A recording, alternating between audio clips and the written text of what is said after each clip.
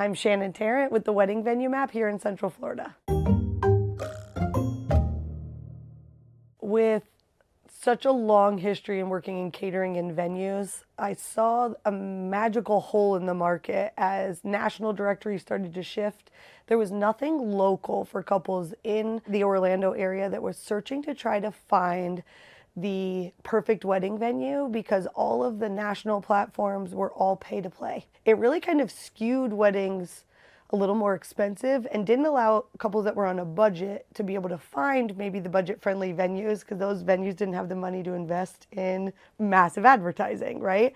So we built a platform where, I call it a venue search engine, where couples searching to find a venue with specific criteria, like I know how many guests in the style of venue and I want to bring in my own alcohol and I want my dog to be able to come to the wedding, right? They could really sort and filter through the list of venues and every venue in the list market would be listed so they could find the venues that do invest in our platform, but also the venues that meet their criteria.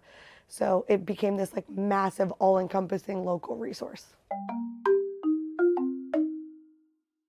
I started my career in restaurants and I worked for Darden at Bahama Breeze on iDrive and they started doing a lot of corporate buyouts and I was like, wait, this is fun. Like this is us having an event in the restaurant and setting up buffets and all of that, which led me into, looking for options and opportunities in the offsite catering space.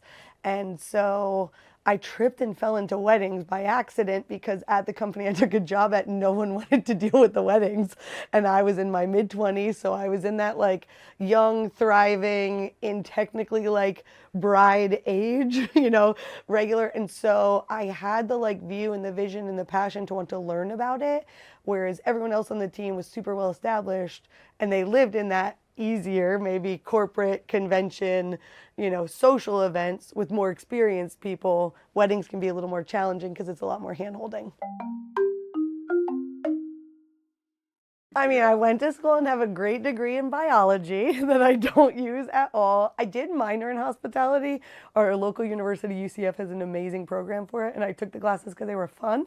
And like the whole minor was, the classes were a blast. I just never thought that was going to be my career path. And so, catering was interesting because it is so much you have to figure it out. Like you can pre-plan as much as you can, but then once you pack everything into a truck and you go on the road, it's, our favorite phrase was make it happen. Like we forgot this, make it happen. It's like, you got to figure it out. Like you're catering a party in someone's house, you start looking through their kitchen and be like, we need more spoons. Like you run to the store, you do whatever you have to do, right? So it really taught me to be scrappy, to problem solve fast, because you don't have any choice but to, because you're on site and you're like, what do I do next? So it was really like on the job in the experience training. And then I love the power of education. So anywhere back then that I could go to conferences and educational opportunities in person, then now soak it up online. But finding the people who had come before me, the experts, and really taking the time to pull information from them, learn, and have them mentor me. I think the biggest obstacle that I've ever had with Wedding Venue Map as a company is that the wedding industry evolves so fast because we're always selling to the next generation. And while experience is great and it brings, you've been there and you've seen things and but you don't always stay ahead of the trends when you've been in the industry a long time. And so in my 20s and early 30s, it was really easy working with couples because I was talking to my peers.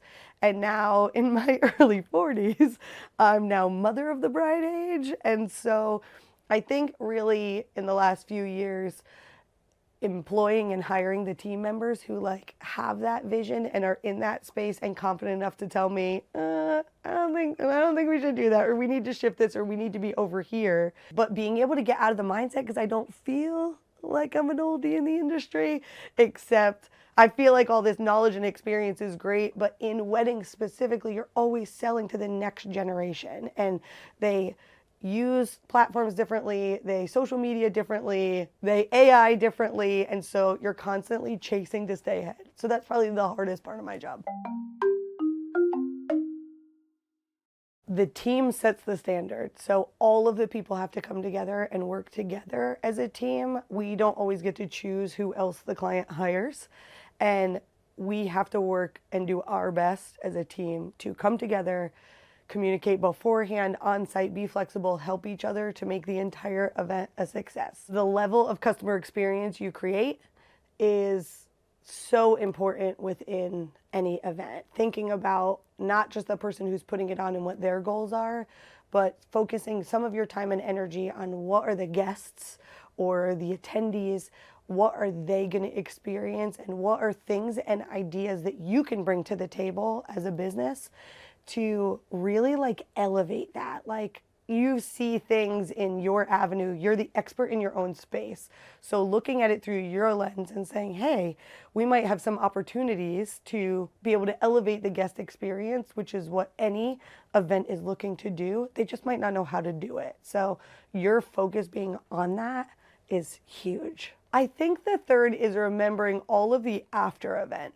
Right? We move so quick in the event industry. It's like, check the box, on to the next event. But there's opportunities in that post-event to really use that as learning, whether it's for your team, for yourself as a business owner, doing things like asking the customer for feedback, asking the venue for feedback, asking the other vendors who were there, taking the time to write a Google review for the venue you were at, the planner you just worked with, like reviewing each other, and then of course asking for reviews for your own business. I think sometimes we move so quick on the checked all the boxes, the event was amazing, everybody's happy, cool, move on to the next one. The problem with that is you're missing the future marketing opportunity by asking the questions and like learning for your own business what you could have done better through someone else's eyes. The best piece of advice was from a mentor for my first job, and she said to me, be your word. Because no matter what you tell people you're going to do, if you say you're going to do it or communicate why you couldn't do it. So if you say, I'm going to send you a proposal on Tuesday, and you don't send that proposal on Tuesday, it is like an immediate loss of trust unless you on Tuesday at 4:59 send that email and say, I know I'm supposed to send it today, you'll have it by 10 a.m. and you make sure that happens the next morning. Because obviously things happen, but like whatever you tell people, being your word and using that as a way to continue to build trust and hold other people's trust is the best advice I've ever gotten.